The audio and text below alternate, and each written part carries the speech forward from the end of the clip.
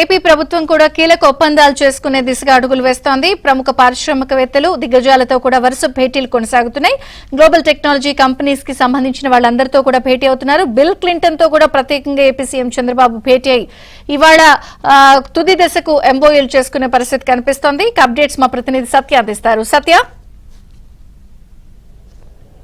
3 రోజులుగా ఏవైతే దావోస్లో ముఖ్యమంత్రి అదేవిధంగా మంత్రి నారా లోకేష్ ఇద్దరు కూడా పర్యటన చేస్తూ ఉన్నారు. ఈ పర్యటనలో భాగంగా వాళ్ళు చేస్తున్న ప్రయత్నాలు ఇప్పుడే ఫలిస్తున్నట్టు కనిపిస్తున్నాయి. ఈరోజు ఎంఓయూలు కూడా కుదురుతాయని ప్రభుత్వం చెబుతున్న పరిస్థితి అయితే ఉంది. తీసుకుంటే రోజుకి 10 నుంచి 15 మీటింగుల్లో ముఖ్యమంత్రి అటెండ్ అయ్యే విధంగా ప్రణాళికలు సిద్ధం చేశారు. ఈరోజు ప్రధానంగా వరల్డ్ ఎకనామిక్ ఫోరం సదస్సులో 3వ రోజు ఈరోజు CM Unilever, DP World group, petroleum national Berhad, అదేవిధంగా గూగుల్ క్లౌడ్, పెప్సికో, ఆస్ట్రాజెనికా సంస్థల ప్రతినిధులతో ముఖ్యమంత్రి భేటీ అవ్వబోతున్నారు. ఆంధ్రప్రదేశ్లో ఉన్న అపారమైన అవకాశాల గురించి వారికి వివరించబోతున్నారు. ఇక బిల్ గేట్స్తో వరల్డ్ ఎకనామిక్ ఫోరంలో ప్రత్యేకంగా సమావేశం కాబోతున్నారు. దావోస్లో బిల్ గేట్స్తో ఆయన జరిపే సమావేశం రాష్ట్రానికి చాలా కీలకంగా కూడా కాబోతోంది. అదేవిధంగా గ్రీన్కోతో ఎంఓయూ ఈరోజు కుదుర్చుకోబోతున్నారు.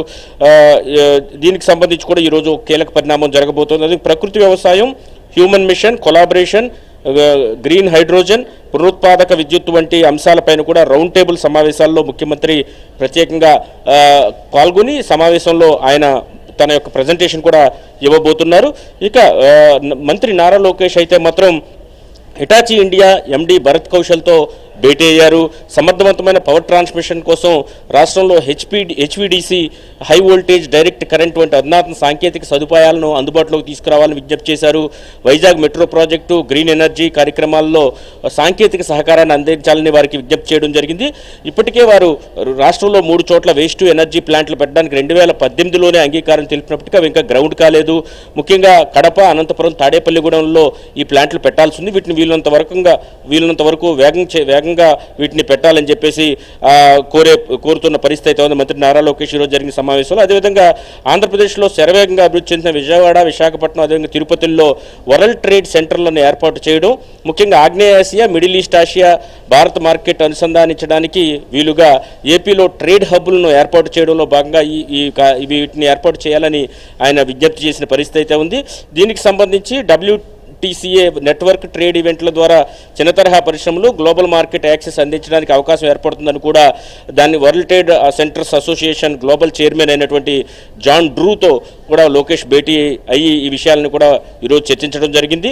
దీంతోపాటు ఆంధ్రప్రదేశ్లో హెల్త్ కేర్ టెక్నాలజీ హబ్గా మార్చేందుకు తీసుకోవాల్సిన చర్యలపైన, అదేవిధంగా స్వర్ణాంధ్ర 2047 ఏదైతే ప్రణాళికను సిద్ధం చేసుకున్నారో ఇప్పటికే దానికి సంబంధించి కూడా కీలకమైనటువంటి చర్చలు అయితే ఈరోజు జరిగాయి. ప్రపంచ స్థాయి ఆరోగ్య ప్రమాణాలు, అవసరమైన శిక్షణా కార్యక్రమాల ఏర్పాటుకు సంబంధించి క్యాన్సర్, డయాబెటిస్, అదేవిధంగా రెటినోపతి వంటి వ్యాధుల నిర్ధారణ కోసం రోగ నిర్ధారణ ఆల్గారిథంలలో ఏఐ వినియోగానికి సంబంధించి మెడిసిన్ ఫ్రమ్ ద స్కైస్ సేవలను ప్రారంభించాలని మంత్రి లోకేష్ శ్యాంబిషన్ WEF హెల్త్ కేర్ సంబంధించినటువంటి శ్యాంబిషన్ను కోరడం జరిగింది. వారి మధ్య చర్చలు అయితే కొనసాగుతున్నాయి. అయితే తొలి 2 రోజులు కూడా పారిశ్రామికవేత్తలతోనూ అదేవిధంగా వివిధ ప్రాంతాల నుంచి ఉన్నటువంటి ప్రతినిధులతోనూ భేటీ అయినటువంటి రాష్ట్ర బృందం ఈరోజు అన్నీ కూడా ఈ ప్రతినిధి బృందంతో జరిగిన భేటీలన్నీ కొలుక్కొస్తున్నాయి. ఇప్పుడిప్పుడే వరుసగా ఎంఓయూలు కూడా కొనసాగుతున్నాయి. ఈరోజు ఈ ఎంఓయూలు కనుక పూర్తి స్థాయిలో గ్రౌండ్ అయితే కనుక రాష్ట్రానికి ఏదైతే లక్ష్యం నిర్దేశించుకుందో ఈ ప్రభుత్వం 20 లక్షల ఉద్యోగాలు కల్పించాలని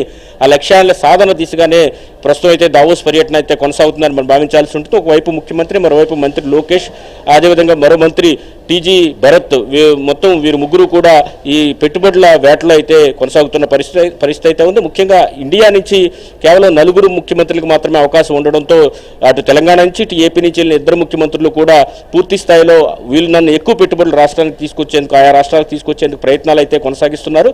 3వ రోజు కూడా జరుగుతున్న సమావేశాలు ప్రస్తుతానికి ఫలవంతంగానే కొనసాగుతున్నాయి.